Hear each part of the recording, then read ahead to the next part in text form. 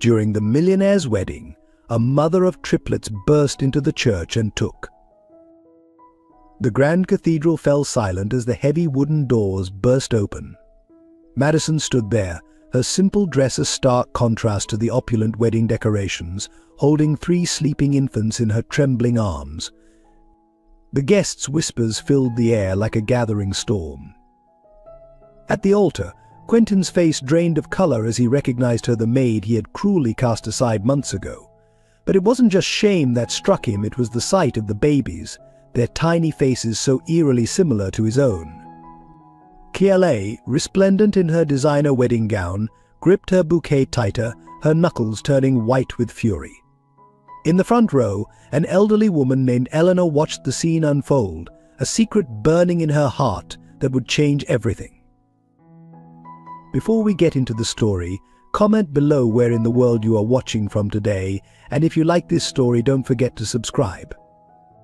In the quiet corners of St. Mary's Orphanage, young Madison learned early that life rarely offered second chances. Abandoned at the doorstep with nothing but a tattered blanket and a note bearing her name, she grew up watching other children find their forever homes while she remained behind. Yet it was this very circumstance that forged her resilient spirit. The nuns who raised her often remarked on her unwavering determination. While other children sought comfort in tears, Madison found solace in work. By age 7, she was helping in the orphanage kitchen, standing on wooden crates to reach the counters, learning to bake bread that filled the halls with warmth. Her small hands quickly became skilled at turning simple ingredients into something that brought smiles to other children's faces. "You have a gift," child sister Margaret would say, watching Madison knead dough with practiced precision. "Your hands know how to create joy." These words would echo through the years, becoming a foundation for her future, though she couldn't know it then. Despite the hardships, Madison never allowed bitterness to take root in her heart. Instead, she developed a deep understanding of the value of kindness, having experienced both its presence and absence. The occasional visitors who passed through the orphanage, dropping off donations or considering adoption, often noticed her not for her beauty or charm, but for her quiet strength and the gentle way she cared for younger children. When she aged out of the orphanage at 18, Madison carried with her not bitter memories, but lessons in survival and the importance of creating one's own family through bonds of love rather than blood. The nuns had taught her to read, write, and keep accounts, but more importantly, they had shown her that dignity came from within, not from possessions or status. Across the city, in a world of marble floors and crystal chandeliers, Quentin's story unfolded differently, yet with its own share of pain. Adopted at age 3 by wealthy industrialist Richard Montgomery, he became heir to one of the city's largest fortunes. But privilege came with its own price. Richard Montgomery, while providing every material comfort, was a man obsessed with status and legacy. He had chosen Quentin from the exclusive Brightwood Children's Home, selecting him for his sharp features and quick mind, seeing in him the potential for a worthy heir. What young Quentin never knew was that his adoption had been carefully orchestrated by someone who watched from afar his birth mother, Eleanor Grace. Eleanor's story was one of sacrifice and secret pain. 25 years ago, as a young woman from a once prestigious family fallen into hard times, she had fallen in love with Richard Montgomery himself. Their brief affair resulted in pregnancy, but Richard's family threatened to destroy her if she revealed the truth. Forced to give up her baby, Eleanor had carefully arranged for him to be placed in Brightwood, knowing Richard's preference for adopting from there. She watched from a distance as Richard, unaware he was adopting his own son, raised Quentin to be his heir. Eleanor built a new life for herself, gradually amassing her own fortune through careful investments, but never losing sight of her son. She attended his school graduations from afar, kept newspaper clippings of his achievements, and silently celebrated his successes while nursing the deep wound of their separation. Quentin grew up feeling the constant pressure to prove himself worthy of the Montgomery name. Every achievement was measured against impossibly high standards, every failure met with quiet disappointment that cut deeper than any punishment. He learned early that love in his world was conditional, based on performance and appearance. Remember, son Richard would say, adjusting Quentin's tie before social events, we're not just wealthy, we're Montgomerys. Everything you do reflects on our name. These words became Quentin's prison, shaping his views on wealth, status and worth. His drive for success became almost obsessive. Top of his class at private school, captain of the debate team, youngest executive in his father's company, Quentin collected achievements like armor against the gnawing fear that he might never truly belong in the Montgomery world. He developed a sharp eye for social class, unconsciously mirroring his adoptive father's prejudices. Eleanor watched this transformation with growing concern. The sweet boy she had given up was becoming hardened by wealth and privilege. She saw him start to measure people's worth by their bank accounts rather than their character, and it broke her heart. But she couldn't reveal herself. The time never seemed right, the consequences too unpredictable. The three lives, Madison's, Quentin's, and Eleanor's, moved in separate orbits, each shaped by love, loss, and the choices forced upon them. Madison learned to find strength in simplicity, Quentin sought validation through achievement, and Eleanor carried the weight of her secret like a cross. Their paths might never have crossed if not for a simple twist of fate: a job posting for a housekeeper position at the Montgomery mansion. Madison, with her impeccable references from the orphanage and her quiet dignity, was hired despite her youth. And so began the intersection of their stories, though none of them could have predicted how their lives would become intertwined. Eleanor, who had maintained a careful distance from the Montgomery household for decades, found herself drawn back into their orbit when she learned of Madison's employment. Something about the young woman's story resonated with her. Perhaps she saw in Madison's resilience a reflection of her own youth, or perhaps it was simply fate's way of bringing her closer to the son she had never stopped loving. The mansion became the crucible where their stories would merge and transform, where secrets would surface and lives would change forever. But on that first day, as Madison walked through the imposing front doors, Quentin barely glanced at her from his study window, and Eleanor sat in her distant apartment, studying old photographs of a baby she had given up, none of them aware of the profound ways their lives were about to change. Their stories, born of loss and shaped by circumstance, were about to collide in ways that would test their strength, challenge their beliefs, and ultimately reveal the true meaning of family and love. The mansion's marble halls would soon echo with the consequences of long-buried secrets and the unstoppable force of hearts finding their way home. In the glittering world of high society, Claire Alexandra Rothschild harbored a darkness behind her perfect smile. 10 years ago, her father's shipping empire had crumbled overnight after a hostile takeover by Montgomery Industries. She watched her father drink himself to death, her mother flee to Europe with her tennis instructor, and their family name become a cautionary tale at country club gatherings. One day she had whispered to her father's portrait, "I'll make them pay for what they did to us now," engaged to Quentin Montgomery. She was perfectly positioned for her revenge. Every smile she gave him was calculated, every kiss a move in her elaborate game. The irony that Quentin wasn't Richard's biological son would make her victory even sweeter. The Montgomery mansion stood as a monument to old money and rigid social hierarchies. Built in the 1920s, its limestone facade and manicured gardens spoke of generational wealth and careful preservation of status. Inside, invisible lines divided the spaces: the family wing with its imported marble and hand-painted ceilings, the public rooms where business deals were sealed over brandy, and the service areas where staff moved like shadows, maintaining the illusion of effortless luxury. Madison quickly learned these unspoken boundaries. The service entrance at the back, the narrow stairs to avoid being seen by guests, the precise timing of meals and cleaning to maintain the family's privacy. Yet even in these constraints, she found ways to make the space her own. The kitchen became her sanctuary, especially late at night when the family was asleep and she could experiment with baking, filling the air with the comfort of vanilla and cinnamon.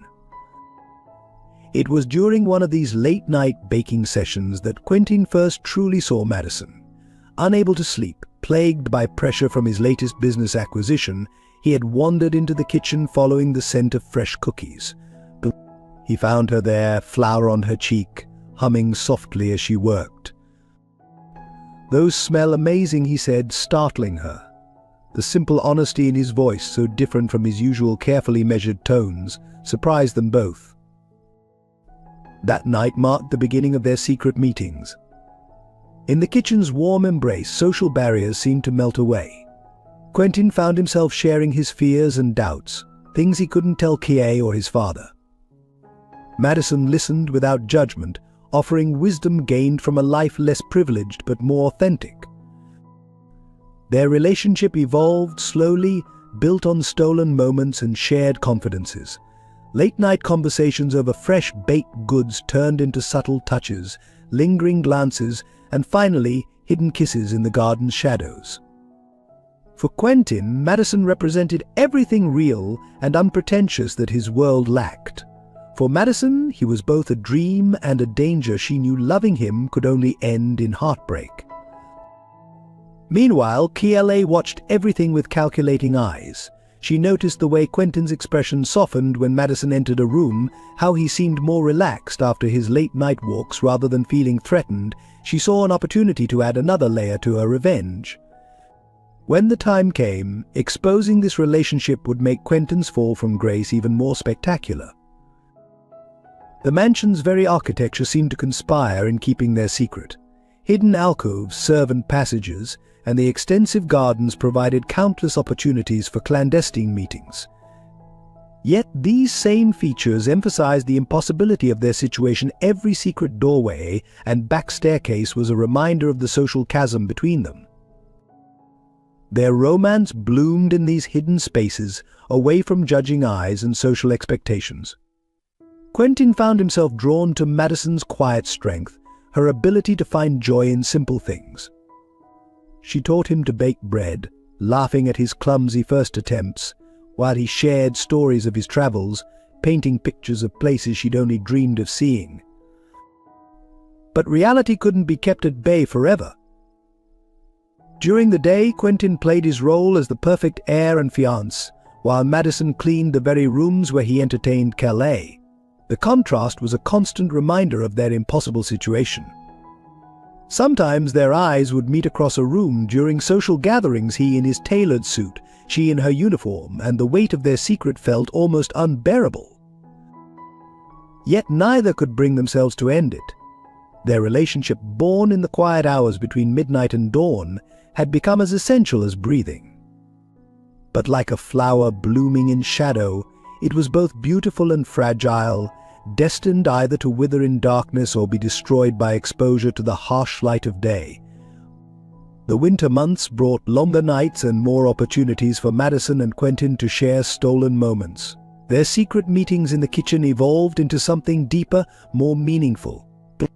Madison found herself opening up about her childhood in the orphanage, while Quentin shared his fears of never truly belonging in the Montgomery world. Their different backgrounds, rather than dividing them, created a bridge of understanding. "Sometimes I feel like I'm just playing a part," Quentin confessed one night, watching Madison knead bread dough. "Like everyone's waiting for me to make a mistake, to prove I don't deserve to be a Montgomery." Madison gently touched his hand, leaving a light dusting of flour. "You're more than your name," she said softly. "I see who you really are, and that person is enough." These quiet moments of vulnerability became their sanctuary.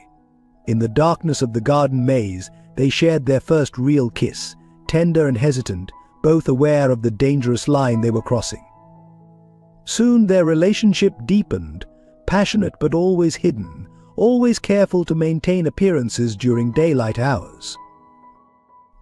But their careful dance of secrecy couldn't last forever. The first cracks appeared when Kay began spending more time at the mansion, planning their wedding with an almost obsessive attention to detail. But Madison was forced to watch as Kay draped herself over Quentin, marking her territory while shooting knowing glances at the staff. One evening, Richard Montgomery called Quentin into his study. "Son," he said, swirling brandy in a crystal glass, "there are rumors about you and one of the maids. I trust they're unfounded." The threat in his voice was clear. Quentin felt his world beginning to tilt. That night he avoided the kitchen, avoided Madison's questioning eyes. The pressure was mounting: the wedding plans, his father's expectations, KLA's increasing demands, and his own conflicted heart. Everything came to a head on a rainy spring evening. Madison waited in their usual meeting place, but when Quentin finally appeared, his face was different, cold, distant, unrecognizable. "This needs to end," he said, his voice harsh. "I don't know what you thought this was, but it was never going to be anything serious. You're a maid, Madison. Did you really think you could be more than that?" Each word was carefully chosen to cut deep. Madison stood perfectly still, feeling her world crumble. "You don't mean that," she whispered. "This isn't you speaking, this is your father's voice, your fear talking." "No," Quentin snapped, his face hardening. "This is reality. I'm getting married to someone of my own class, someone who understands my world. You were a distraction, nothing more." The cruelty of his words hung in the air between them. Madison felt something inside her break, but she held herself tall. "I thought you were different," she said quietly. "I thought you saw beyond status and money. I was wrong." "You were," he agreed coldly. "Pack your things. I want you gone by tomorrow." After he left, Madison collapsed to the kitchen floor, her body shaking with silent sobs. The pain was physical, a crushing weight in her chest that made it hard to breathe. She had given him her heart, her trust, and he had thrown it back in her face, as if it meant nothing. What Madison didn't know yet was that she carried more than just a broken heart. The morning sickness started a few weeks later. At first she attributed it to stress and grief, but as the symptoms persisted, reality began to dawn. The small clinic in her new neighborhood confirmed her fears: she was pregnant. But the real shock came during the ultrasound. The technician's eyes widened, and she called in a doctor. Madison lay there, heart racing, as they pointed out not one, but 3 tiny heartbeats on the grainy screen. "Triplets," the doctor said gently, "and given your current situation, this will be a high-risk pregnancy." Madison's mind reeled. Triplets. 3 babies. 3 lives depending on her when she could barely support herself. She had found work as a cleaner in various houses, but the pay was minimal, and now her body was already showing signs of strain. The doctor's words blurred together as he listed the risks, the necessary precautions, the recommended care she would need. All Madison could think about was Quentin, living his privileged life, preparing for his society wedding, while she faced this enormous challenge alone. That night, in her tiny rented room, Madison placed her hand on her still flat stomach. "I don't know how," she whispered to her unborn children, "but I'll find a way. I'll give you everything you need. We'll make it somehow." The pregnancy progressed, bringing with it mounting challenges. Morning sickness lasted all day, making it difficult to work. Her body, carrying 3 lives, tired easily.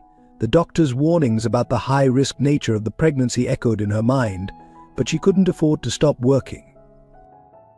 She thought about telling Quentin. Several times she drafted letters or picked up the phone, but his cruel words would echo in her memory, stopping her. "You're just a maid. How would he react to news of the triplets? Would he even believe they were his, or would he assume she was trying to trap him, extort money from him?" Meanwhile, news of Quentin's engagement to KLA filled the society pages. Madison would catch glimpses of their photos, Quentin in expensive suits, KLA draped in designer wear, both smiling for the cameras. Their wedding was being touted as the social event of the year. As her belly grew, hiding her condition became impossible. She lost cleaning jobs as clients noticed her pregnancy, making her financial situation even more desperate. The small room she rented barely had space for her, let alone 3 babies. Medical bills piled up, and the doctor's concerns about her working through the pregnancy became more urgent. One evening, after a particularly exhausting day, Madison felt sharp pains that sent her into a panic. At the emergency room, the doctor warned her that she was risking both her health and the baby's by continuing to work so hard. But what choice did she have? It was during one of these hospital visits that she first met Eleanor. The elegant older woman was there for a routine checkup when she noticed Madison struggling to fill out financial assistance forms with trembling hands. Something about Madison's quiet dignity and obvious distress touched Eleanor's heart. She approached carefully, offering help with the paperwork.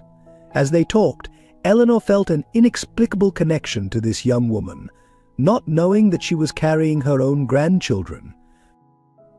Madison found herself sharing her story with Eleanor, something about the older woman's gentle presence making it safe to open up. Eleanor listened without judgment, her heart breaking for this brave young woman and the situation she was in. "Let me help you," Eleanor offered, her voice kind but firm. Not charity, just one human being helping another. Madison wanted to refuse, her pride and independence making her hesitate. But the babies moved within her, as if reminding her that this wasn't just about her anymore.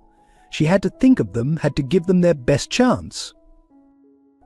That day marked a turning point.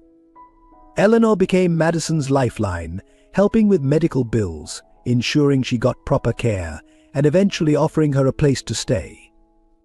What neither woman knew was how deeply their lives were already connected, or how their bond would become even more profound in the months to come. The pregnancy continued, each day bringing new challenges and fears. Madison's body strained under the weight of carrying 3 babies, while her mind wrestled with decisions about their future. Should she try to contact Quentin? Should she leave the city entirely? What kind of life could she provide for 3 children on her own? Through it all, she kept working as much as she safely could, saving every penny, preparing as best she could for the monumental task ahead. Her strength amazed even herself. The same resilience that had sustained her through years in the orphanage now focused entirely on protecting and providing for her unborn children. But fate wasn't finished testing her. As her pregnancy progressed, complications arose that would force her to make impossible choices, face her past, and discover just how far she would go to protect the lives growing within her. During Madison's 20th week of pregnancy, a routine checkup revealed alarming news. One of the triplets showed signs of a heart defect, and all 3 babies were measuring smaller than they should be. The specialist's words hit her like physical blows: high-risk, intensive monitoring, potential complications. Without proper care and immediate bed rest, you could lose all 3 babies, the doctor explained gravely. The one with the heart condition will call him baby and needs specialized monitoring. The costs. He paused, looking at her worn clothes and tired eyes. The costs will be substantial. Madison left the hospital clutching a stack of papers, prescriptions, care instructions, and bills that already exceeded her life savings. The world seemed to spin around her as she struggled to process the information. On the hospital steps, her legs gave way, and that's when Eleanor appeared again. "My dear, let me help you up," Eleanor said, her elegant hand reaching out. She had been watching Madison from afar, drawn by some inexplicable instinct to protect this young woman. The sight of Madison's despair awakened something deep within her, memories of her own painful choices, her own lost chances at motherhood. Eleanor's intervention came at the critical moment. She didn't just offer financial help, she opened her home to Madison, converting her spacious guest room into a comfortable space for the mother-to-be. "You need rest, proper nutrition, and peace of mind," Eleanor insisted. "Let me provide that, at least." Madison's pride warred with her desperate need to protect her babies. "I can't accept so much from a stranger," she protested weakly. Eleanor's eyes softened. "Sometimes, dear, angels come in strangers' clothing. Let me be your angel for now." Life at Eleanor's became a sharp contrast to Madison's previous struggles. Eleanor's cook prepared nutritious meals, her housekeeper maintained the space, and Madison finally had the rest her body desperately needed. Yet the medical complications continued to mount. At 26 weeks, Madison woke to bleeding and crushing pain. The emergency room became a blur of activity, doctors shouting orders, nurses rushing, monitors beeping. "We need to stop the labor," someone said. "They're too small to survive birth now." For 3 days, Madison lay in the hospital, her body pumped full of medications to prevent premature labor. Eleanor never left her side, holding her hand through the worst contractions, whispering encouragement, being the mother Madison had never had. The baby survived that scare, but baby A's heart condition worsened. The specialists recommended in utero surgery, a risky, expensive procedure. Without it, his chances are slim, the cardiac specialist explained. With it, there's hope. Eleanor didn't hesitate. "Schedule the surgery," she told the doctors, her voice firm. "I'll handle the costs." When Madison tried to protest, Eleanor simply held her hand tighter. "Some things are worth any price." The surgery was a success, but the recovery was brutal. Madison's body, already strained by carrying triplets, struggled to heal. She developed preeclampsia, requiring constant monitoring. Every day became a battle for survival, not just for the babies, but for Madison herself. Through it all, Eleanor's support never wavered. She hired the best specialists, arranged for home care, and most importantly, provided the emotional support Madison desperately needed. Late at night, when fear and doubt crept in, Eleanor would sit with Madison, sharing stories of her own life, carefully avoiding any mention of her connection to Quentin. Meanwhile, news of Quentin's approaching wedding appeared regularly in the society pages. The date was set for when Madison would be 34 weeks pregnant, a critical time for the triplets. The irony wasn't lost on her. At 32 weeks, Madison's water broke. The hospital erupted into controlled chaos as doctors rushed to prepare for an emergency C-section. The babies would be premature, their survival uncertain. Baby A's heart condition added another layer of risk. "Stay with me," Madison begged Eleanor as they wheeled her into surgery. "I can't do this alone." Eleanor's eyes filled with tears. "You're not alone, dear. You'll never be alone again." The delivery was complicated. Madison hemorrhaged, requiring multiple transfusions. The babies, tiny and fragile, were rushed to the NICU. Hours passed before Madison regained consciousness, Eleanor still faithfully by her side. "Your children are fighters," Eleanor told her, "just like their mother." The next weeks became a blur of NICU visits, medical procedures, and gradual recovery. Baby A required immediate heart surgery. The other two, though stronger, still needed intensive care. Madison spent every possible moment with them, singing softly, touching their tiny hands through incubator walls, willing them to survive. Eleanor arranged for the best pediatric care, sparing no expense. She watched Madison's devotion to her children with a mixture of pride and pain, seeing in her the strength she wished she'd had when faced with her own impossible choice years ago. As the babies grew stronger, Madison began to plan for their future. She knew the struggle wasn't over, it was just beginning. But something had changed in her. The girl who had once been abandoned at an orphanage had become a fierce mother, ready to fight any battle for her children.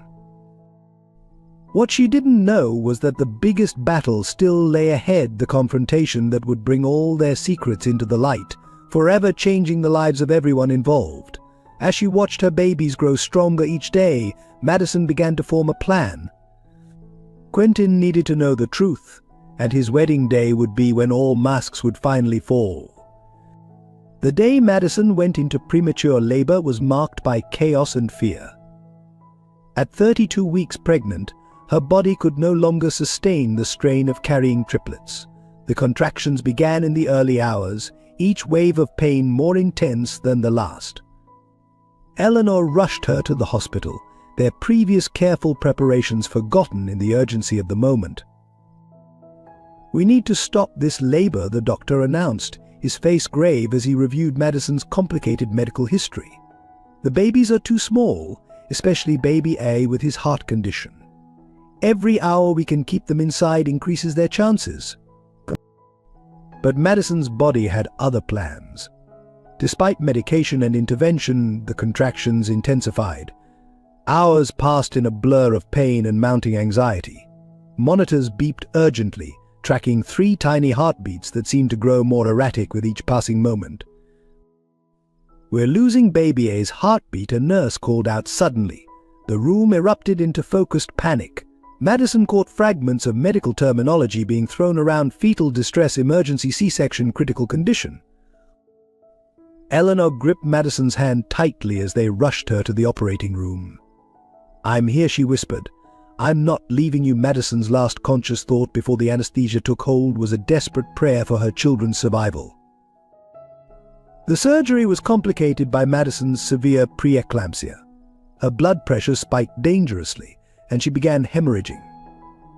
The medical team worked frantically to save both mother and babies. One doctor focused solely on baby A, knowing his heart condition made him especially vulnerable. "First baby out," someone announced.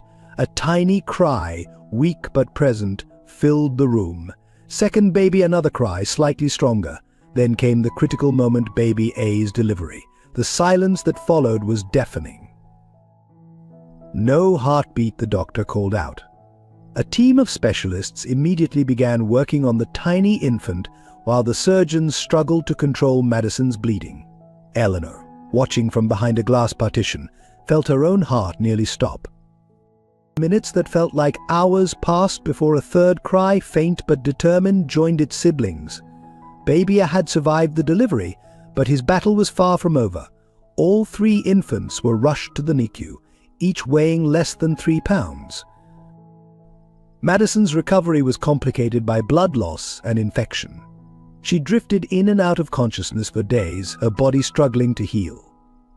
Eleanor never left the hospital, dividing her time between Madison's bedside and the NICU, where 3 tiny lives hung in the balance. Baby A's condition deteriorated rapidly in the first 48 hours. His small heart struggled to function, and the doctors recommended immediate surgery.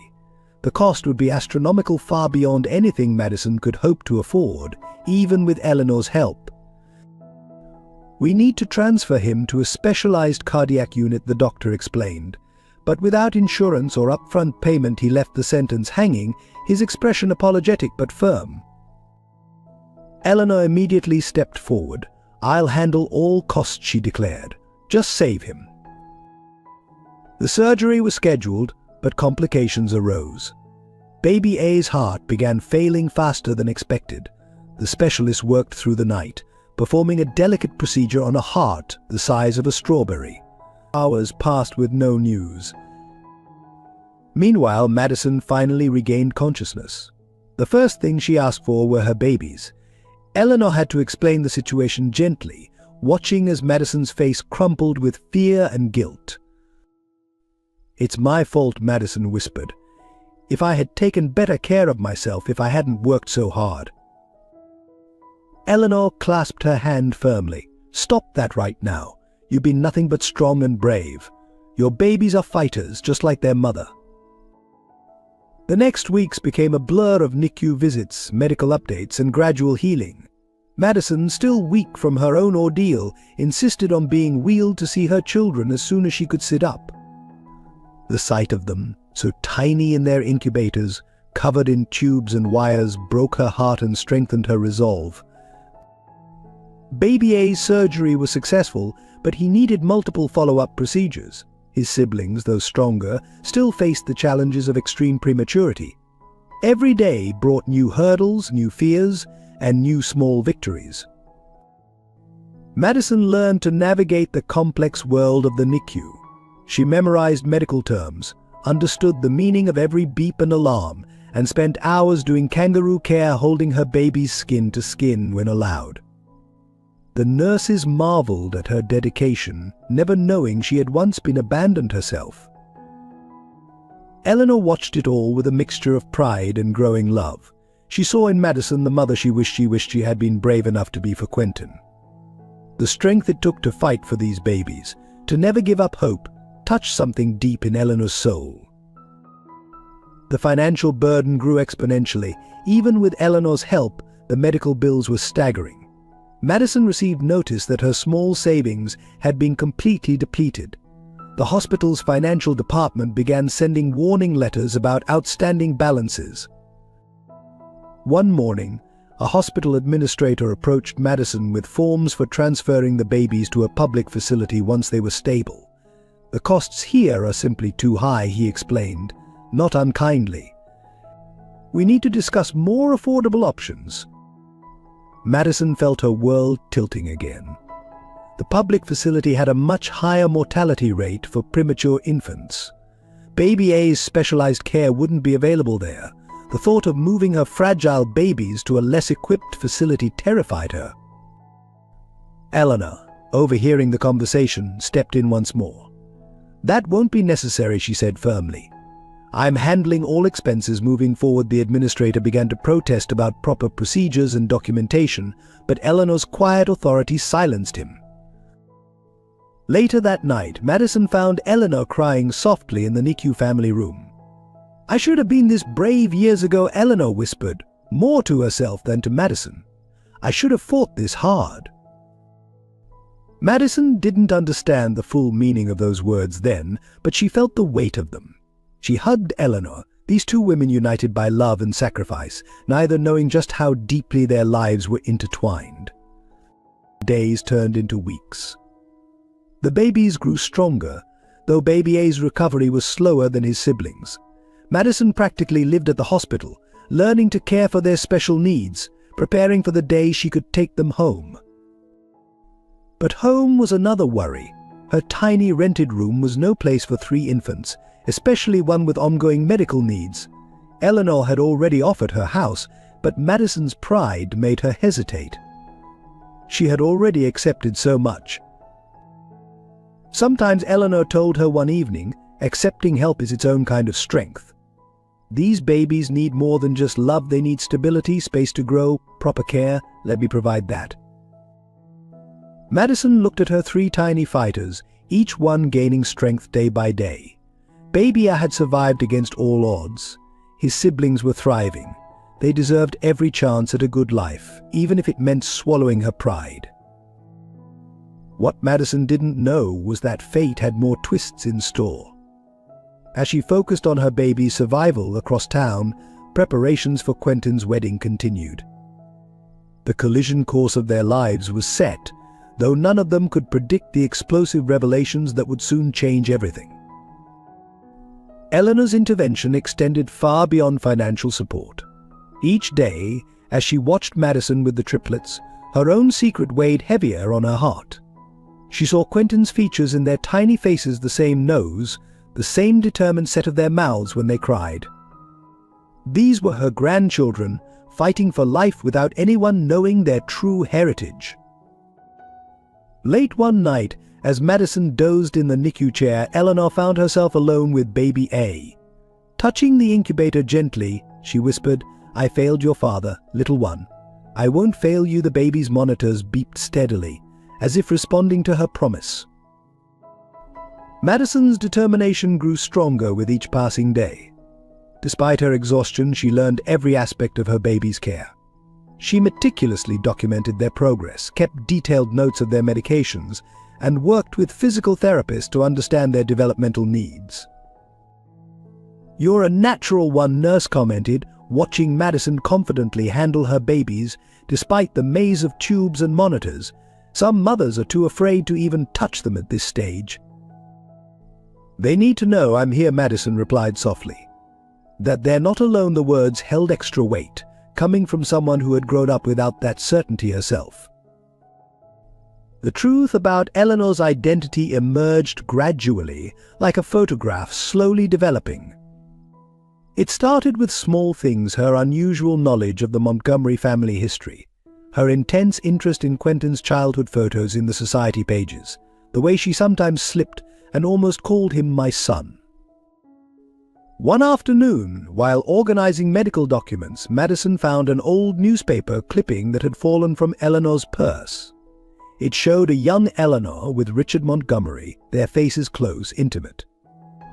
The date on the article matched roughly with Quentin's birth. That same evening, Madison overheard Eleanor on the phone, arguing with someone about Quentin's upcoming wedding. "He's making the same mistake I did," Eleanor said, her voice breaking, "letting others dictate his happiness." The pieces began falling into place. Madison observed Eleanor more closely, the way she traced baby A's features through the incubator glass, her profound knowledge of Quentin's childhood ailments, the tears that came whenever the babies reached new milestones. The final confirmation came during a particularly difficult night. Baby A had taken a turn for the worse, requiring emergency intervention. As they waited outside the NICU, Eleanor broke down. "I can't lose them," she sobbed. "Not like I lost him. I gave up my baby once for the Montgomery name, for their precious reputation. I watched others raise my son, shape him into someone he was never meant to be." Madison stood frozen, the truth finally clear. "You're Quentin's mother," she whispered, "his real mother." Eleanor's face crumpled. "I was young, in love with Richard Montgomery. When I got pregnant, his family threatened to destroy everything, my family's remaining dignity, my future, everything. They forced me to give up my baby. Arranged the adoption through their preferred agency. I've spent 25 years watching my son from a distance, seeing him turn into someone as cold and status-obsessed as them." The revelation changed everything. Madison understood now why Eleanor had been so drawn to help her, why she'd invested so much in the triplets' survival. These babies were her chance at redemption, at preserving the family bonds she'd been forced to sacrifice. "Does Quentin know?" Madison asked quietly. Eleanor shook her head. "I've tried to tell him so many times over the years, but how do you tell someone that their whole life has been built on lies? That their real mother has been watching from the shadows, too cowardly to claim them?"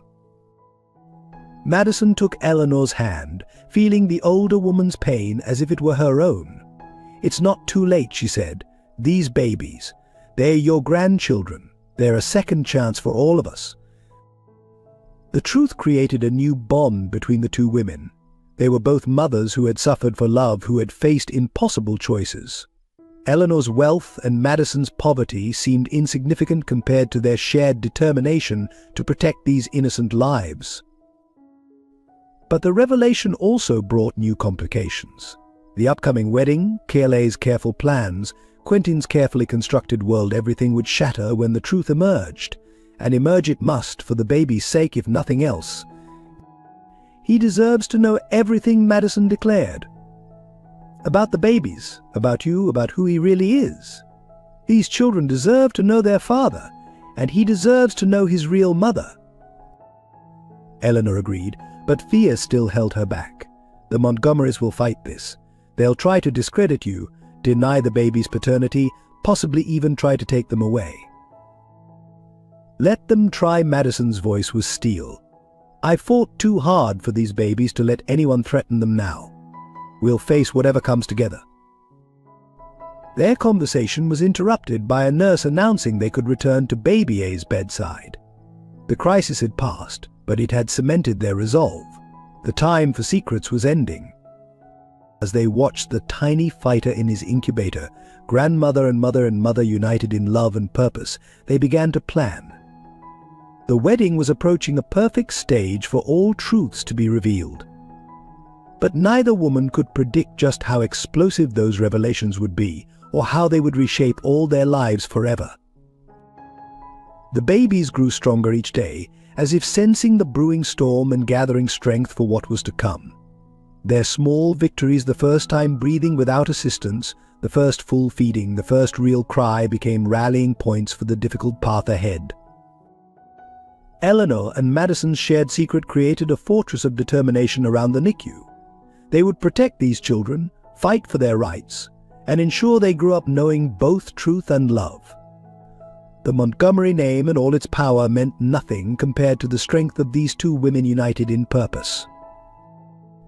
The stage was set for a confrontation that would shake the foundations of power and privilege, revealing that true family bonds are forged not by blood or social status, but by love and courage in the face of impossible odds. In the warm glow of Eleanor's spacious kitchen, Madison found her path to independence. What started as therapeutic baking sessions during sleepless nights with the triplets evolved into something more.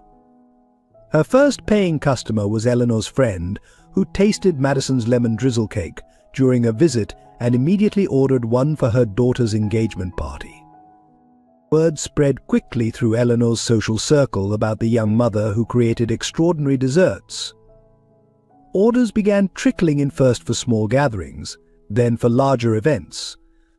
Madison's natural talent, combined with the recipes she'd perfected during her years at the orphanage, created something unique in the high-end market. "You have a gift," Eleanor observed, watching Madison expertly decorate a wedding cake. "Your hands create more than just desserts, they create memories." With Eleanor's encouragement and initial investment, Madison transformed part of the ground floor into a small bakery. The space, with its large windows and intimate atmosphere, quickly became known for both its exquisite creations and the touching story of its owner. The triplets, now stronger and thriving, became fixtures in the bakery. Customers would smile at the sight of three identical toddlers helping their mother, usually creating more mess than assistance.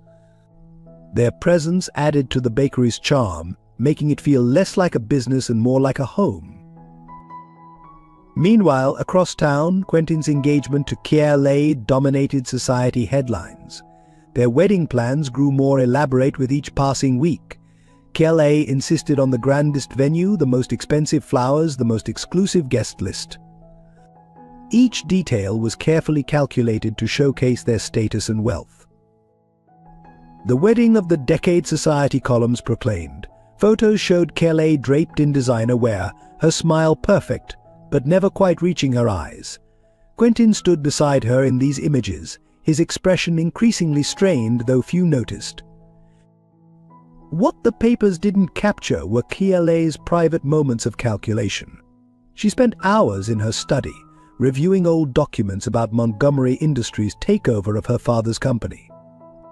Her wedding plans included subtle references to her family's past glory, a final mockery before she enacted her revenge. The triplets grew stronger each day, their distinct personalities emerging.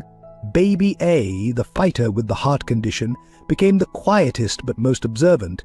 His siblings were more boisterous, but all three shared an extraordinary bond. Madison watched them with wonder, seeing pieces of Quentin in their expressions, their mannerisms. And Eleanor's relationship with Madison deepened beyond their shared secret. She became not just a benefactor but a true mother figure, filling the void in Madison's life while trying to make up for her own past choices. Together, they created a unique family unit bound by love rather than convention. The bakery's success brought unexpected challenges. As Madison's reputation grew, so did interest in her background. Society ladies who ordered her cakes began asking questions, making connections. Some remembered her from her time as the Montgomery's maid. One afternoon, Claire herself walked into the bakery. Madison froze, her hands deep in bread dough, as her former rival surveyed the space with calculated interest. "So this is where you disappeared," Claire remarked, her voice dripping with false sweetness. "How?" Quaint, her eyes lingered on the playing triplets, narrowing slightly as she noticed their features. Madison stood her ground, her voice steady. "Can I help you with something?" "Just curious about the competition. Everyone's talking about this charming little bakery." Claire's gaze returned to the children. "Interesting timing, isn't it? Opening a business so close to the wedding." The threat in her words was clear. Madison felt her heart race but kept her expression neutral. "Your wedding cake order wasn't placed with us. Perhaps you'd like to discuss business." Claire's laugh was cold, "Oh, I don't think that will be necessary. Good luck with your enterprise." She left, the bell above the door chiming ominously in her wake. That evening, Madison confided in Eleanor about the visit. She knows Madison worried, or at least suspects. The children's resemblance to Quentin is becoming more obvious every day. Eleanor's face was grim. "We need to be prepared. Kirle isn't just marrying Quentin for love or status, there's something else at play." The triplets continued to thrive, oblivious to the growing tension. They attended the best preschool, thanks to Eleanor's support, and excelled in their own ways. Baby A, despite his ongoing medical needs, showed an extraordinary talent for music. His siblings were equally gifted, each developing distinct interests and personalities. Madison's bakery became more than just a business, it became a symbol of her resilience. She hired other single mothers, understanding their struggles.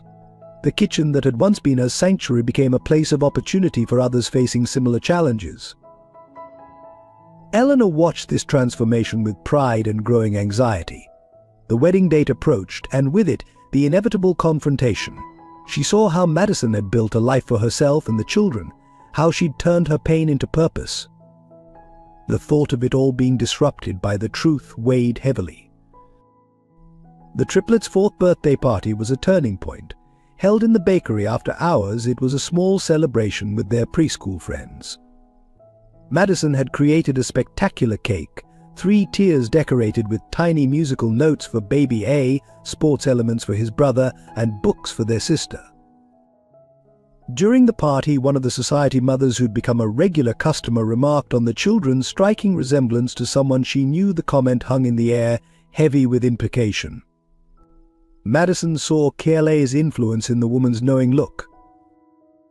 That night, after the children were asleep, Madison found Eleanor in the garden, looking at old photographs.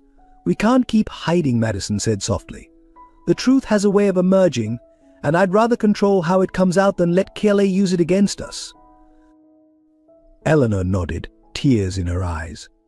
"I've been a coward for too long, watching you with the children, seeing your strength. It's shown me what I should have done years ago. Quentin deserves to know everything about me, about the children, about his real heritage."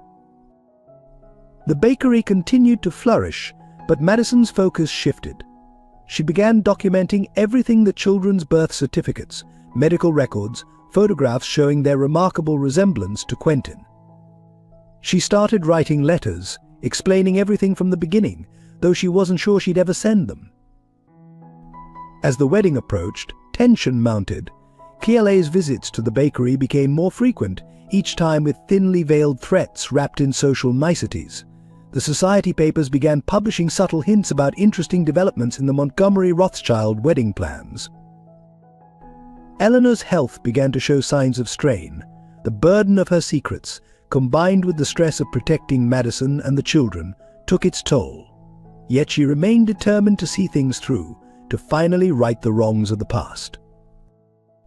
The triplets, now old enough to ask questions about their father, brought new challenges. Madison had always been honest with them, in age-appropriate ways, but their increasing curiosity about their father's absence became harder to navigate. One evening, baby asked the question Madison had been dreading: "Mummy, why doesn't our daddy want us?" The question broke Madison's heart. She gathered all 3 children close, feeling their small arms wrap around her. "Your daddy doesn't know about you yet," she explained gently. "Sometimes grown-ups make mistakes, but that doesn't mean you're not loved. You have me and Grandma Eleanor, and so many people who love you very much." The incident strengthened Madison's resolve.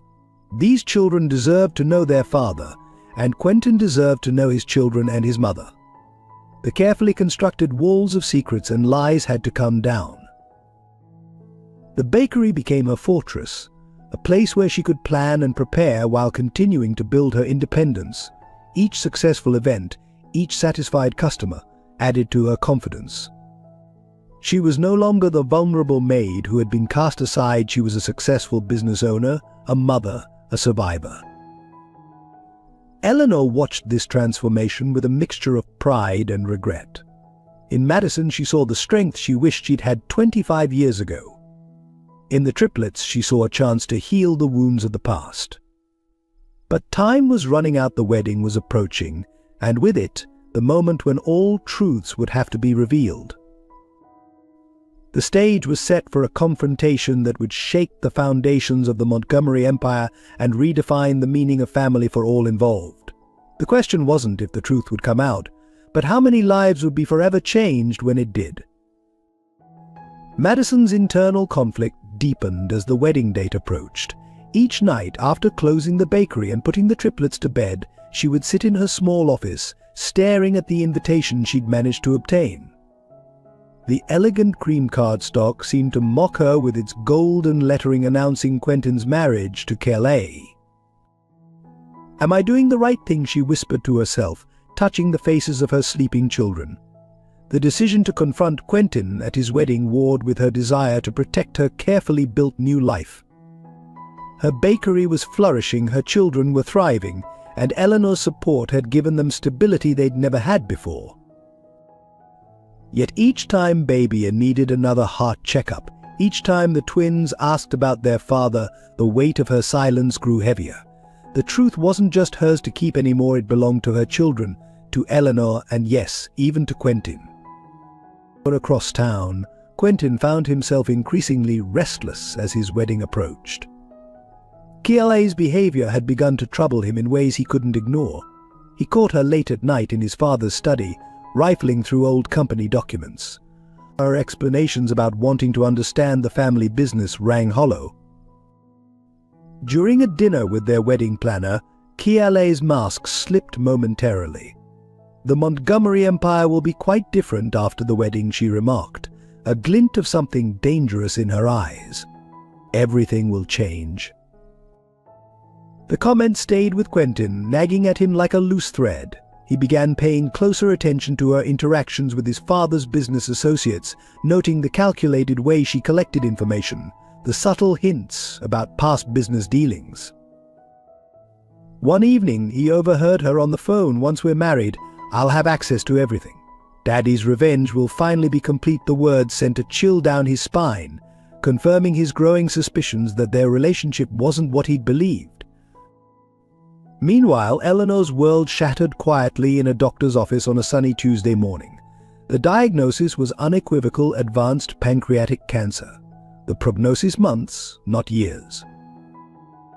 She sat in her car afterward, hands trembling on the steering wheel, thinking of all the things still left undone. The truth about Quentin's parentage remained untold. Her grandchildren didn't know their true heritage.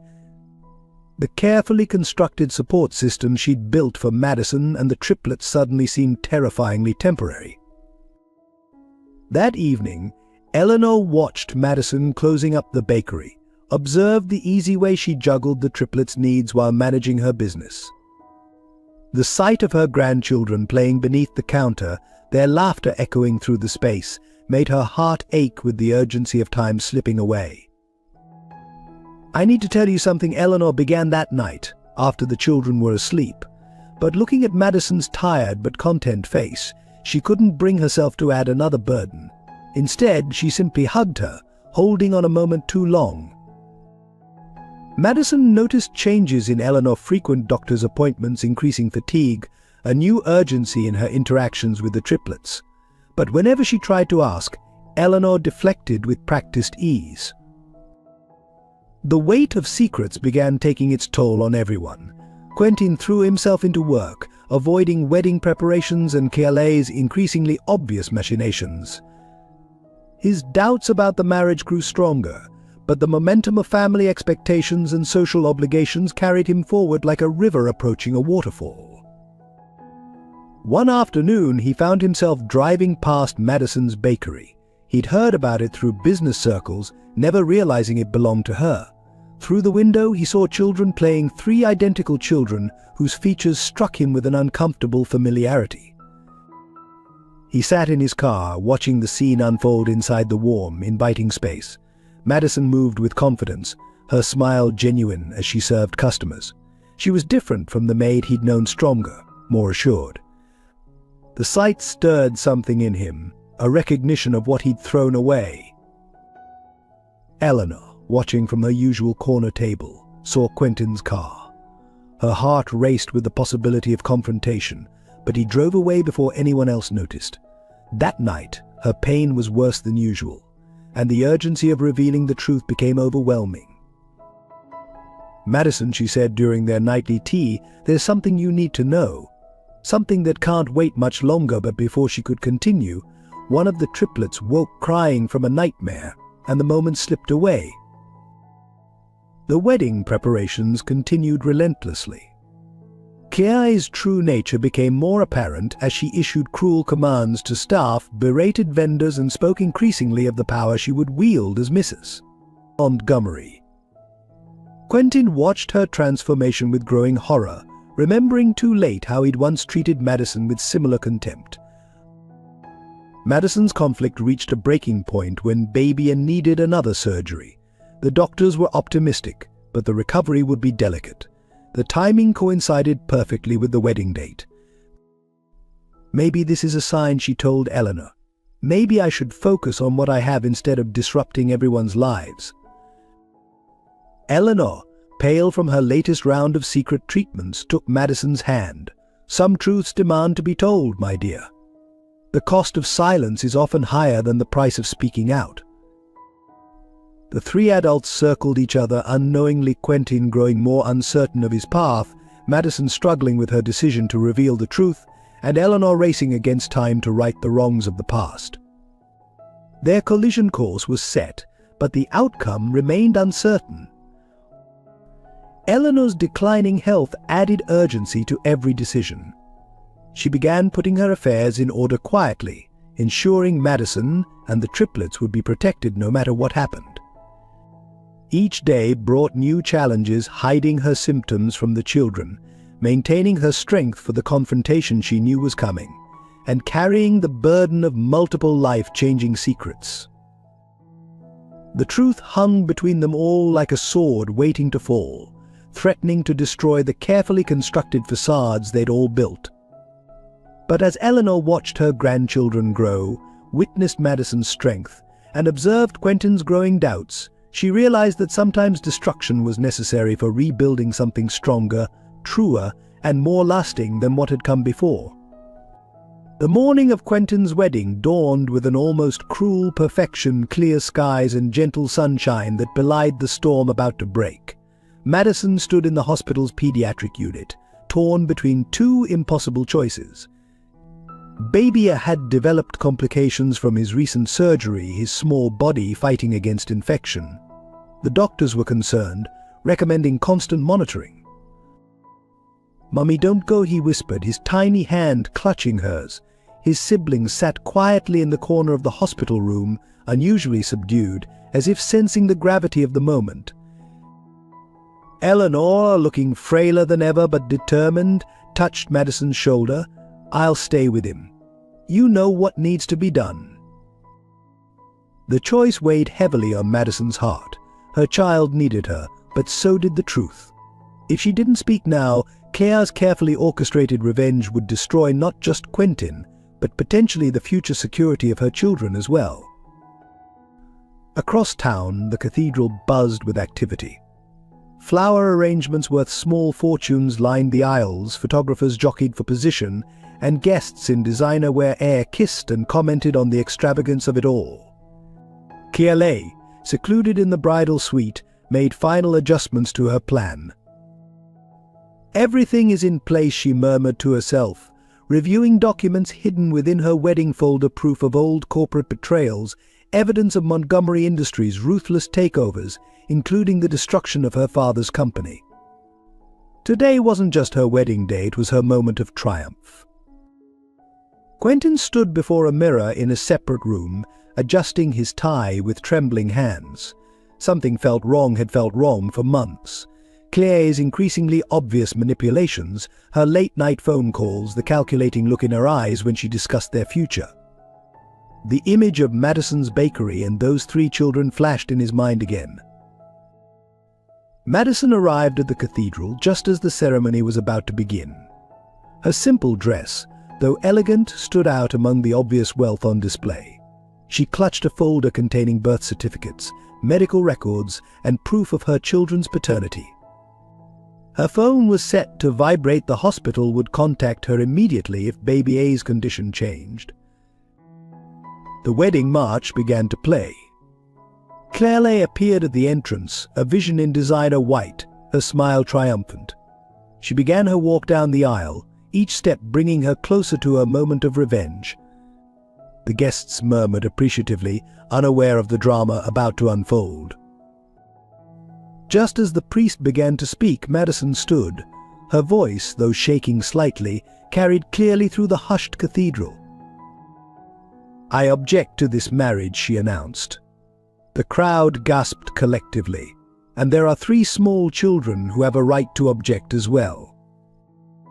Quentin turned, his face draining of color as he recognized her. Kia's perfect mask slipped for a moment, revealing fury beneath. The priest paused, confused by the interruption.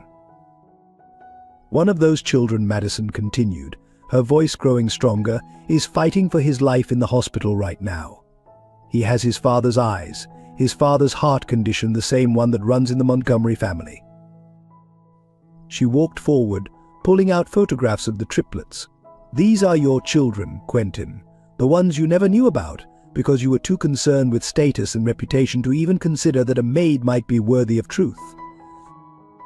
The cathedral erupted in whispers.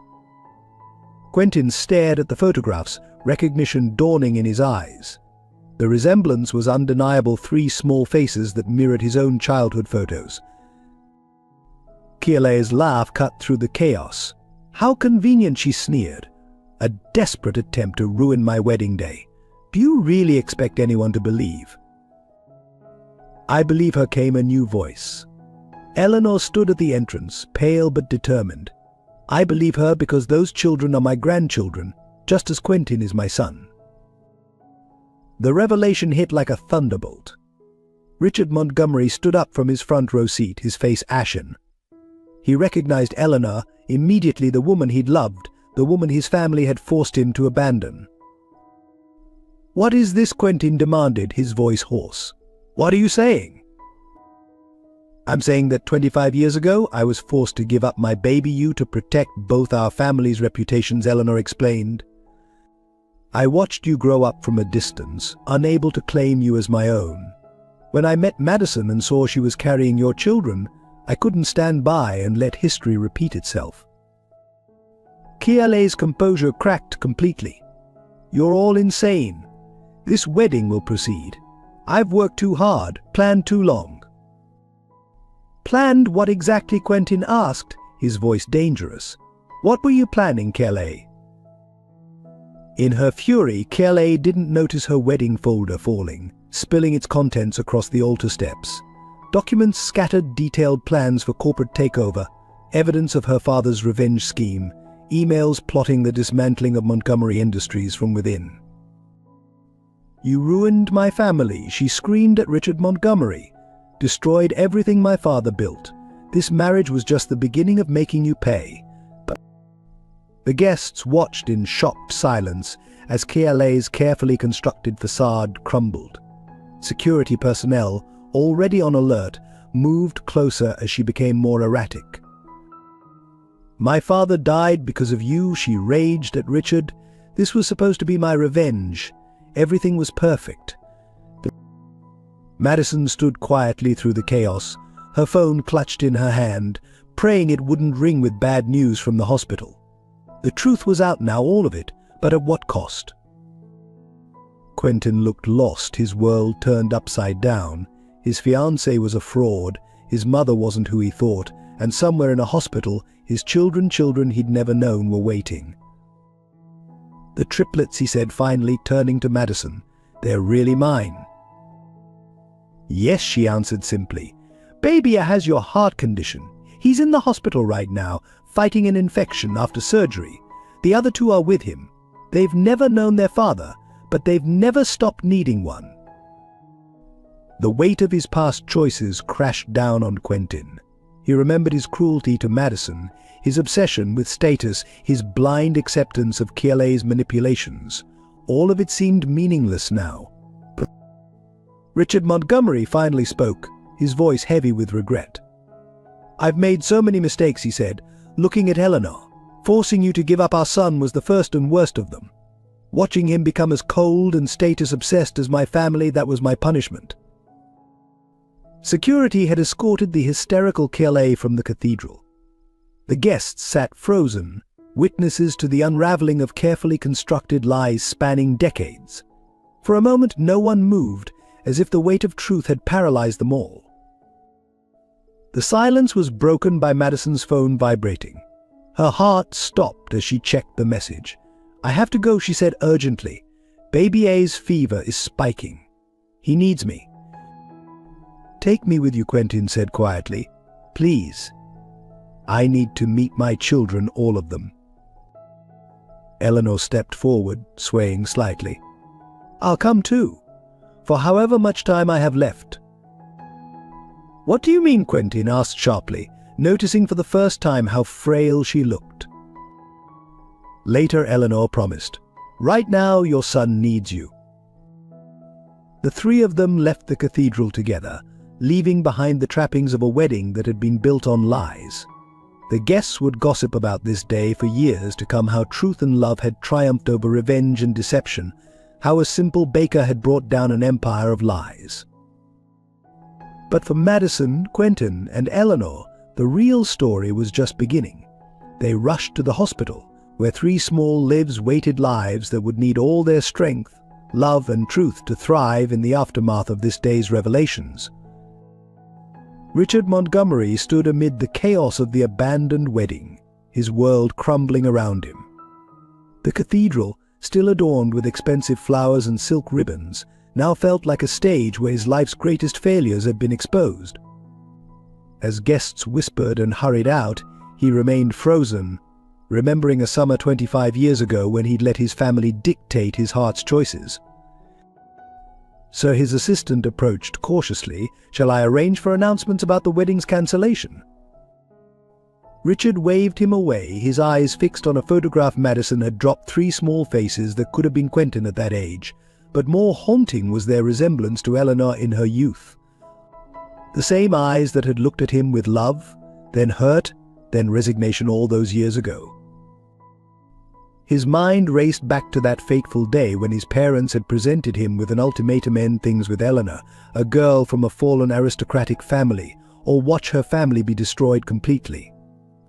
He'd chosen family obligation over love, never knowing she carried his grandchild.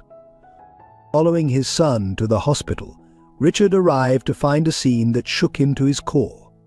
Through the NICU window he watched Quentin meeting his children for the first time. Baby A, small and fragile in his hospital bed, reached out a tiny hand to his father. The gesture, so innocent and trusting, broke something in Richard's carefully maintained facade. Eleanor stood in the corner, her face reflecting both joy and profound sadness. When she noticed Richard, her expression hardened. "Have you come to disapprove of these children too?" she asked quietly.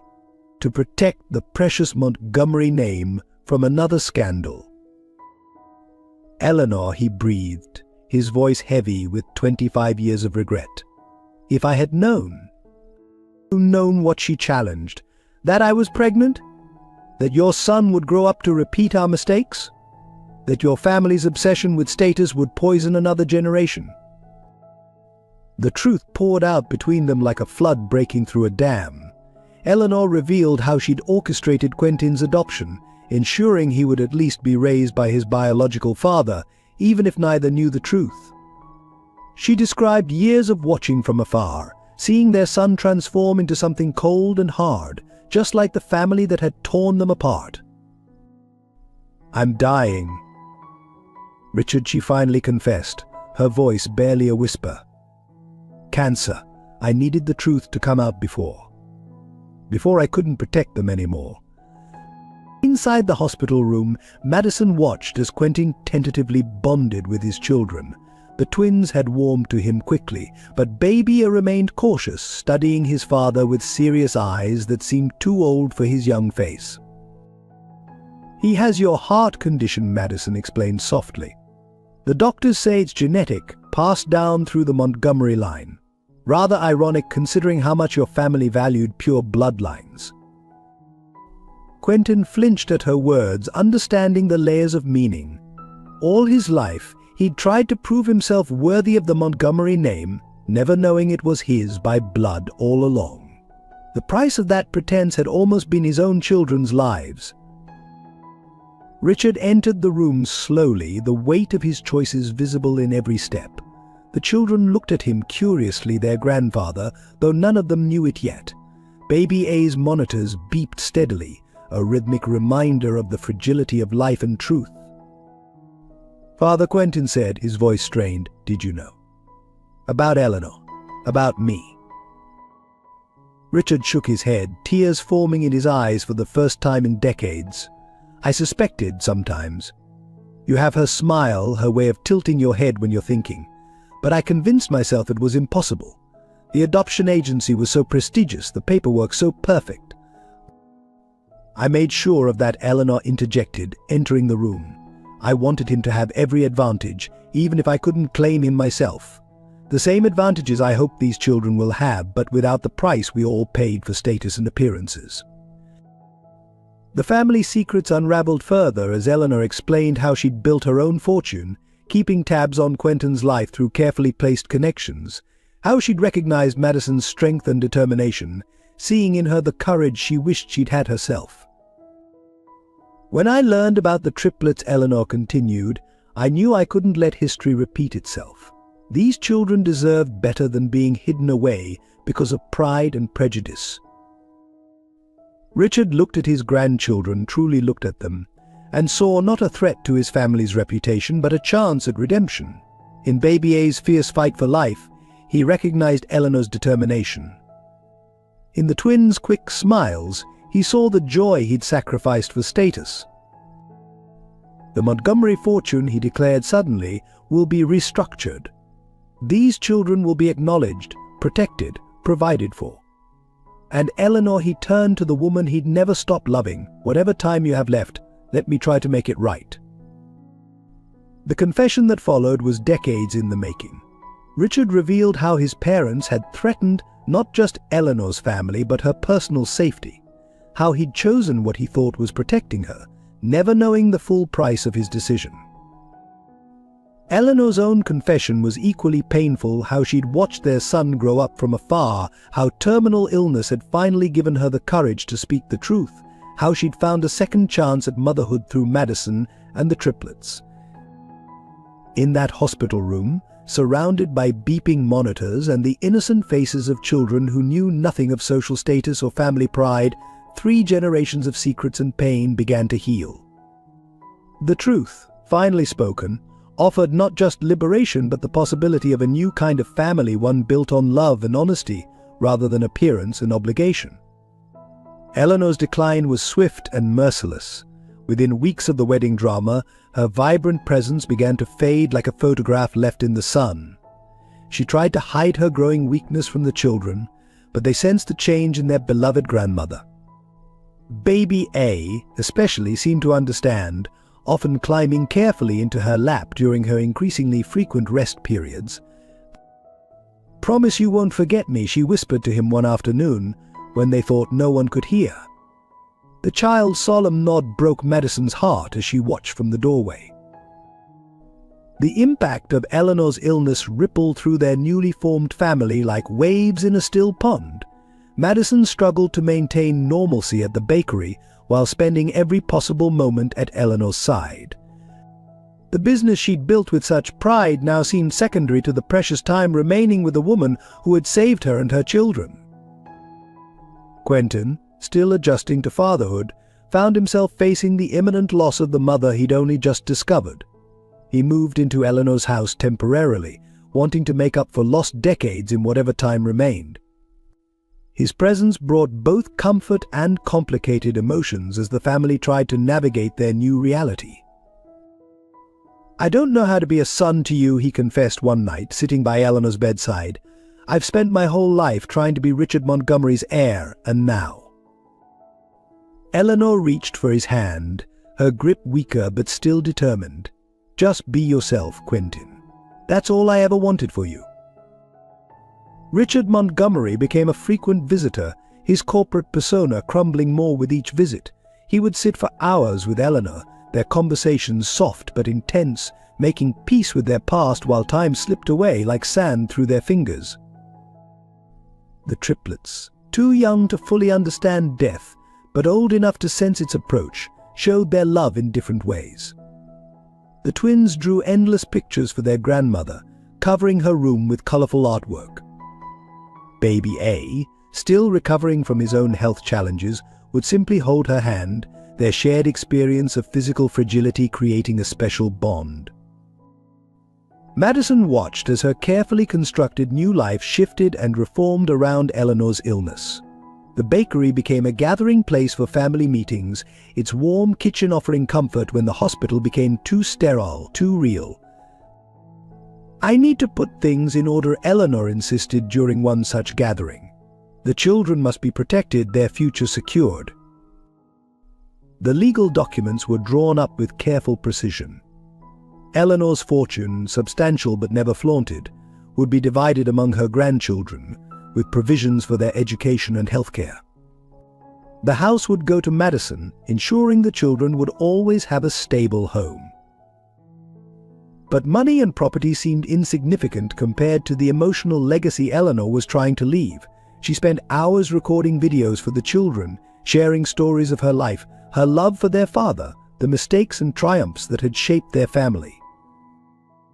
Sometimes she told Madison during a rare moment alone, "Love means letting go of pride, of fear, of everything we think defines us.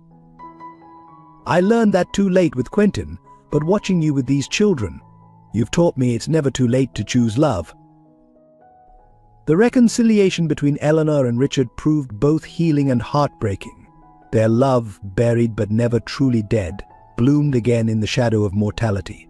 They would sit in the garden, holding hands like teenagers, making plans they knew would never come to pass.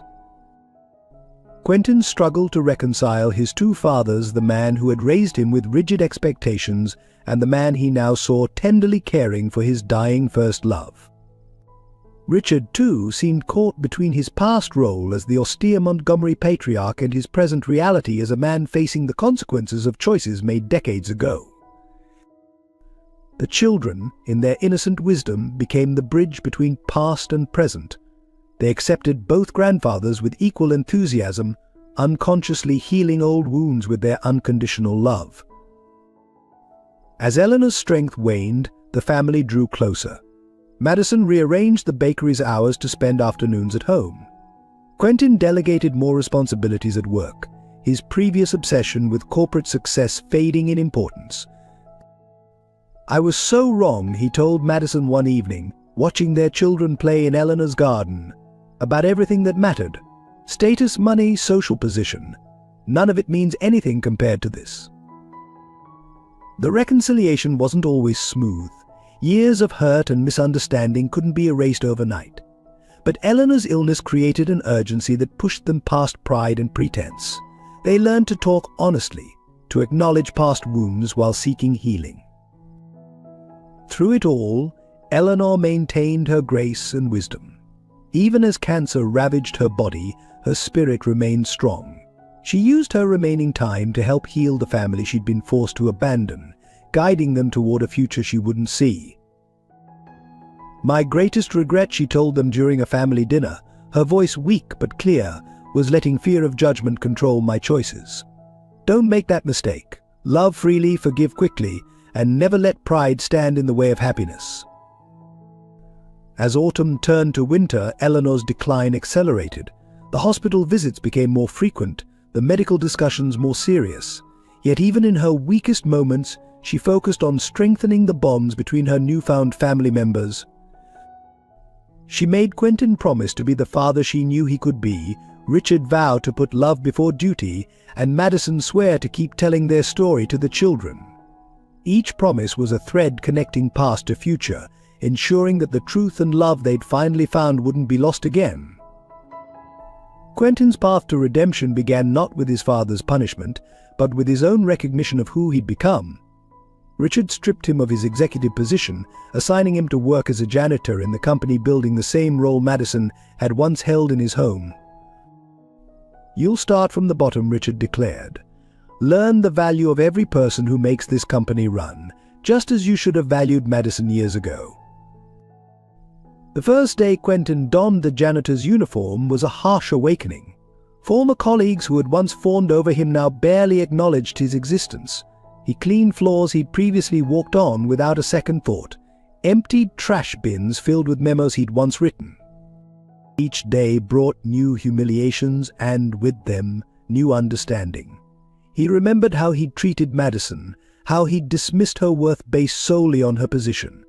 The memory of his cruelty haunted him as he experienced firsthand the invisibility of service workers. Madison's emotional turmoil intensified as she watched Quentin's transformation. Part of her felt vindicated seeing him humbled, while another part ached at the genuine change she witnessed in him. The children's growing attachment to their father complicated her feelings further. "Mummy," Baby asked one evening, "why are you sad when Daddy's here?" The question caught her off guard. Sometimes grown-ups have complicated feelings she tried to explain, like when you're happy and scared at the same time. The children's struggles manifested in different ways. The twins became fiercely protective of their mother, sometimes refusing to let Quentin near her. Baby A, more sensitive to the undercurrents of adult emotions, withdrew into himself during family gatherings. But their confusion about having two grandfathers, one who had always been distant and another who now desperately wanted to make amends, added to their stress. They picked up on Eleanor's declining health, the tension between their parents, and the whispers about their family's scandal. Quentin's redemption came slowly, earned through countless small moments of humility and growth. He learned every employee's name in the building, thanked the cleaning staff, and began to see worth beyond wealth and status. At home, he dedicated himself to earning his children's trust. He attended every medical appointment for Baby A, learned about his heart condition, and showed up consistently even when the children were reluctant to accept him. Madison watched this transformation with mixed emotions. The man who emerged from this punishment was closer to the one she'd fallen in love with in the kitchen years ago, but the scars of his betrayal ran deep. "I know I can never undo what I did," he told her one evening after the children were asleep. "But I want to be worthy of them, even if I can never be worthy of your forgiveness." The children's therapy sessions revealed the depth of their struggles. The twins expressed fear that Quentin would abandon them again. Baby drew pictures of two separate houses, one for happy days with just Madison, and another for new days with their expanded family. Their counselor explained that stability and consistency were crucial. They need to see that love can be reliable, she advised, even when it comes from unexpected or previously hurtful sources. Madison's own emotional journey was complicated by Eleanor's declining health. The woman who had become her source of strength was fading, leaving her to navigate these choppy emotional waters increasingly alone. "Trust your heart," Eleanor advised during one of her stronger moments. "It led you to protect your children, to build a new life, to face your fears. It won't lead you astray now." The process of healing wasn't linear. There were days when Madison could barely look at Quentin, days when the children's pain seemed overwhelming, days when the weight of their complicated family history threatened to crush them all.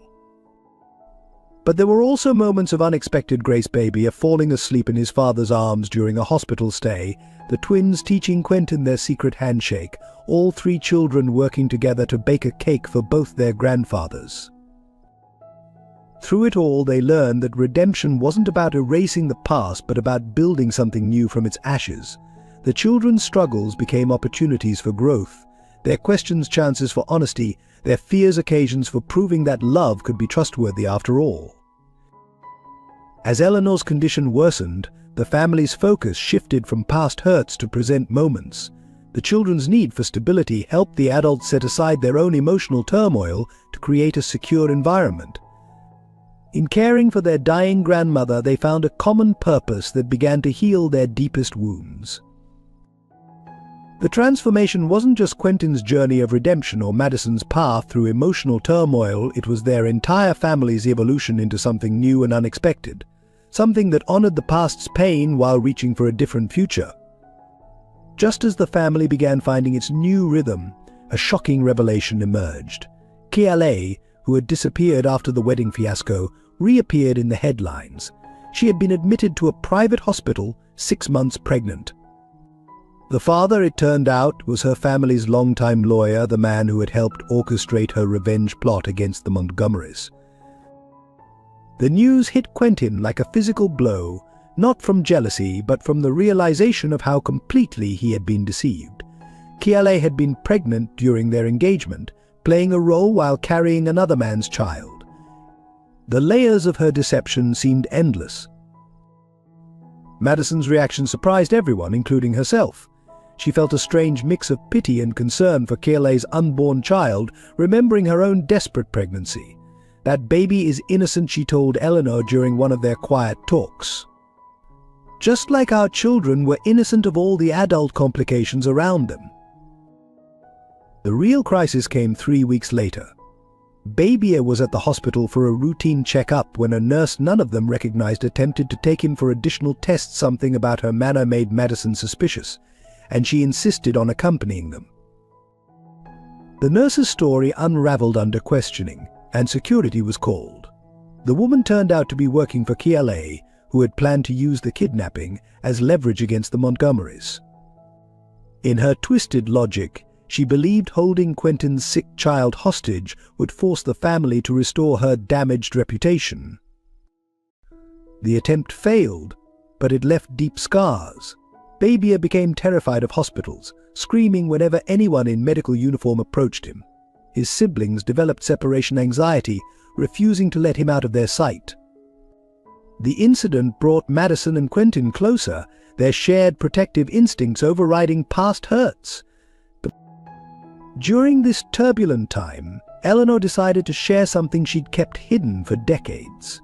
In her study, behind a false panel she'd installed years ago, she kept a collection of letters, hundreds of them, written to Quentin throughout his life but never sent.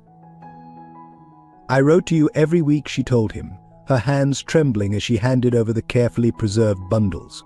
"Every milestone, every thought, every hope I had for you. I couldn't be your mother then, but I never stopped loving you." The letters chronicled everything: his first steps seen from afar, his school achievements witnessed through newspaper clippings, her pride and her pain as she watched him grow up calling another woman mother. Some were just a few lines, others dozens of pages long. One letter, dated the day of his adoption, read, "My dearest son, today I had to make the hardest choice a mother can make. I hope someday you'll understand it wasn't for lack of love, but because of too much love. Love that wanted to protect you from the scandal that would have haunted your life." Quentin spent nights reading through the letters, discovering the mother he'd never known through her words. He learned about her strength, her sacrifices, and her unwavering love. The letters revealed a parallel life, one where he had been deeply loved and watched over, even when he didn't know it. Madison found her own letter among the collection, written the day Eleanor first met her at the hospital. "Today I met the woman carrying my grandchildren. She has your strength, Quentin, the strength I wish I'd had. I won't fail these babies like I failed you. This time I'll stand firm." The discovery of the letters changed something fundamental in their family dynamic. Quentin began spending more time with Eleanor, reading the letters aloud to her as her strength waned. The children would often curl up nearby, listening to stories of their father's childhood through their grandmother's eyes. But Eleanor had one final secret to share. Among the letters was a document proof that Kiai's father's company hadn't been destroyed by the Montgomerys at all. He had orchestrated his own downfall through illegal dealings, using Richard Montgomery as a scapegoat to hide his crimes from his daughter. "I found this years ago," Eleanor explained, "but revealing it would have exposed my connection to the Montgomerys. I couldn't risk losing the chance to watch over you, even from a distance." The truth about Kiale's father's downfall provided closure to old wounds, but it came with new responsibilities. The discovery meant that Kiale's unborn child was heir to a different legacy, one of deception rather than victimhood. Madison suggested reaching out to Kiale, offering to share the truth and perhaps help her find peace with her own past. Our children will be connected through this history, she reasoned. They shouldn't inherit our generation's bitterness. The letters became a bridge between past and present, helping heal old wounds while creating new understanding. They proved that love could survive silence, distance, and time, a lesson their complicated family needed desperately to learn. As Eleanor's health continued to decline, the letters took on new significance. They became her voice for the future, ensuring that her grandchildren would know her love even after she was gone. Each letter was a thread in the tapestry of their family story, weaving together loss and love, sacrifice and redemption. The failed kidnapping attempt had one positive outcome: it united the family in protecting their children. Richard increased security at both the house and the bakery. Quentin took a more active role in his children's daily lives, determined to never let them feel vulnerable again. Through it all, Eleanor's letters provided guidance and comfort. They showed that even in the darkest times, love could survive and find its way home. The family began writing their own letters, creating a new tradition of preserving their story for future generations. Baby A, still traumatized by the kidnapping attempt, found special comfort in the letters. He would ask for them to be read again and again, perhaps understanding intuitively the power of words to heal and connect across time and space. The letters became their family's sacred text, a testament to the power of unconditional love and the importance of truth. They proved that sometimes the most important words are the ones we think might never be read, and the strongest bonds are those forged through adversity and forgiveness. Among Eleanor's letters, Richard discovered one addressed specifically to him, dated just before she'd left town decades ago. The letter revealed a truth he'd never known: Eleanor had been pregnant when his family forced their separation. His own parents had known but hidden this information, manipulating both of them into believing the other had chosen to end their relationship. "I thought you'd abandoned me," Richard confessed to Eleanor during one of their evening talks. "My father told me you'd accepted money to disappear. I was too proud, too hurt to investigate further." Eleanor's reply was soft but clear: "And I believed you'd chosen your family's reputation over our love. We were both victims of their manipulation, Richard, but our choices afterward were our own." The truth of their connection ran deeper. Richard had unconsciously chosen Quentin from the adoption agency because something in the boy's features reminded him of Eleanor. Their shared love of music, their identical mannerisms, all the things Richard had attributed to good upbringing, were actually inherited traits. Meanwhile, Madison's past held its own surprises.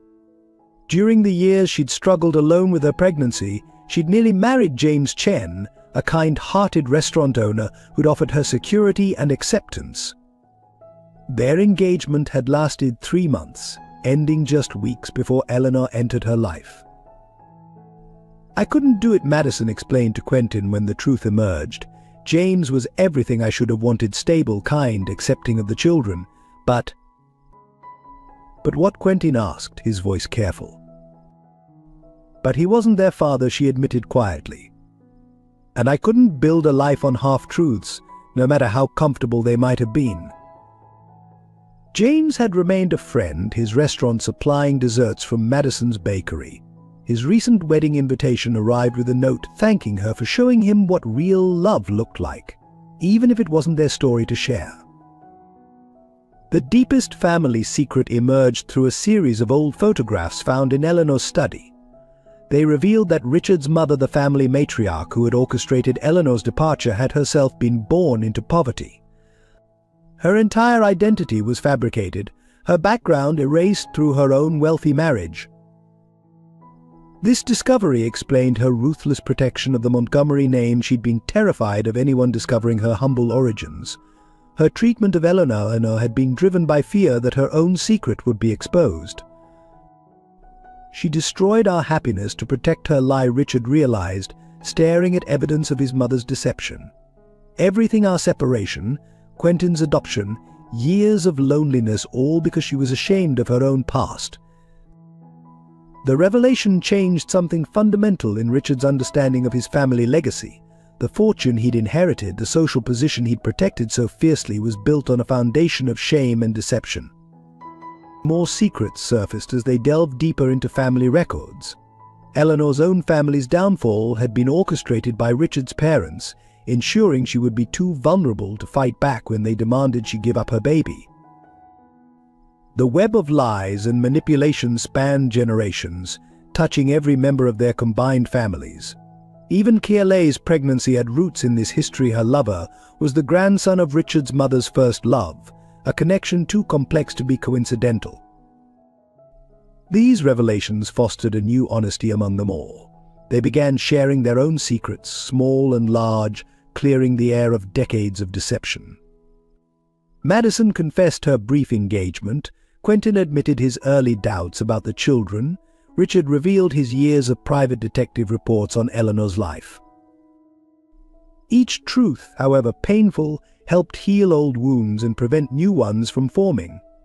They made a pact to end the cycle of secrets, to give their children a legacy of honesty instead of carefully maintained lies.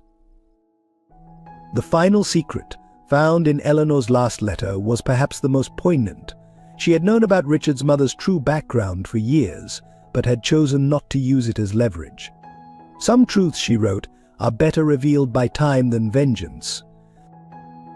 This web of connections and secrets helped them understand that their family's story wasn't simply about love thwarted by pride or status. It was about the cost of denying one's true self, the price of maintaining appearances at the expense of happiness. Their challenge now was to build something new from these revelations, to create a family foundation based on truth rather than appearance. The children, watching their elders wrestle with past deceptions, learned valuable lessons about honesty and authenticity. As Eleanor's health failed, she found peace in knowing that all secrets had finally been revealed. The truth, however complex and painful, had set them all free to forge genuine connections and build real relationships. The legacy they would leave their children wouldn't be one of perfectly maintained appearances or carefully guarded secrets, but of honest love and genuine acceptance, a foundation strong enough to support whatever challenges the future might bring. Eleanor passed away on a quiet spring morning, surrounded by the family she had fought so hard to protect and unite. Her final days were filled with love, storytelling, and the laughter of her grandchildren. Before she left, she made them all promise to keep writing letters, to never let truth be buried by pride or fear again. The legacy she left went far beyond her material wealth. Her final will revealed that she had established a foundation in the triplets' names, dedicated to helping single mothers and children with medical needs. The bakery would become its first beneficiary, transformed into a training program for women rebuilding their lives. Madison honored Eleanor's memory by expanding the bakery's mission. Each morning, before opening, she taught baking skills to women from local shelters. "Everyone deserves a chance to create something beautiful," she would say, echoing Eleanor's words to her years ago. Quentin found his redemption not in regaining his corporate position, but in working with the foundation. His experience as both privileged heir and humbled janitor gave him unique insight into the barriers facing those seeking help. He used his business skills to create opportunities rather than accumulate power. Richard and Madison formed an unexpected bond, united by their love for Eleanor and determination to honor her wishes. He became the grandfather she'd never had, while she helped him learn to express love without conditions or expectations. The triplets grew stronger, their early struggles giving them unusual empathy for others. Baby A's heart condition improved with time, though he would always carry a physical reminder of the bonds that had brought their family together. His siblings remained fiercely protective, their early fears transformed into strength. Kiale's child was born a month after Eleanor's passing. Against all expectations, Madison reached out to her former rival, offering support and understanding. The gesture, inspired by Eleanor's example of forgiveness, began healing wounds that revenge could never satisfy. The letters continued, becoming their family's tradition. Each milestone, each challenge, each moment of joy was captured in words, creating a legacy of truth for future generations. Eleanor's collection grew as they added their own stories, their own lessons learned.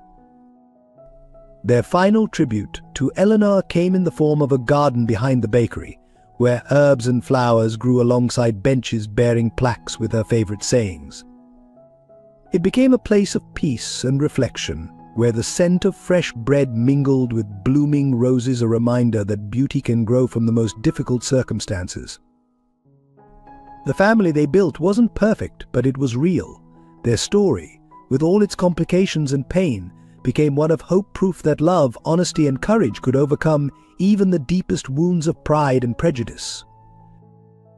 As Madison watched her children playing in Eleanor's garden, she remembered her words, "Sometimes the families we choose are stronger than the ones we're born into." Looking at the gathering of people around her, Quentin teaching their son to prune roses, Richard sharing stories with the twins, even Kealay's child toddling among the flowers, she knew Eleanor had been right.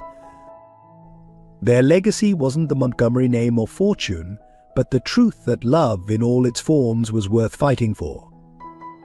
Eleanor's final gift had been showing them that redemption was possible, that healing could come from the most unexpected places, and that it's never too late to choose love over pride. The bakery's bell chimed, carrying the promise of new beginnings with each ring, while Eleanor's garden bloomed eternal, a living testament to the power of truth, forgiveness, and the courage to begin again. Life's deepest wounds often come from those closest to us, but these same wounds can become the soil where love grows strongest. In this story, we witness how pride and status, those hollow markers of worth, can tear families apart, leaving scars that span generations. Yet it also shows us that it's never too late for love to heal what pride has broken. Through Madison's strength as a single mother, we learn that true dignity isn't found in social position, but in the courage to love unconditionally. Her journey from abandoned orphan to fierce protector of her children reminds us that our past pain doesn't define our capacity to love. Eleanor's secret letters to her son teach us the devastating price of silence, how years of unspoken love can haunt both the sender and receiver. Each letter was a tear unshed, a hug ungiven, a moment of motherhood sacrificed to society's expectations. When baby A, fighting for his life, reached for his father's hand despite never knowing him, we see how children's hearts remain pure even when adults' hearts grow hard. Their innocent love shows us that forgiveness isn't just possible, it's necessary for healing. The truth about family isn't in shared names or bloodlines, but in the choice to stay when staying is hard, to love when love seems impossible, and to forgive when forgiveness feels beyond reach. Sometimes the strongest families are built not from perfect histories, but from broken pieces carefully mended with tears, truth, and time. Every one of us carries some form of Eleanor's unsent letters, words we wish we'd spoken, love we wish we'd shown, truths we wish we'd told. Her story reminds us that it's never too late to say I love you, never too late to right a wrong, never too late to choose love over pride.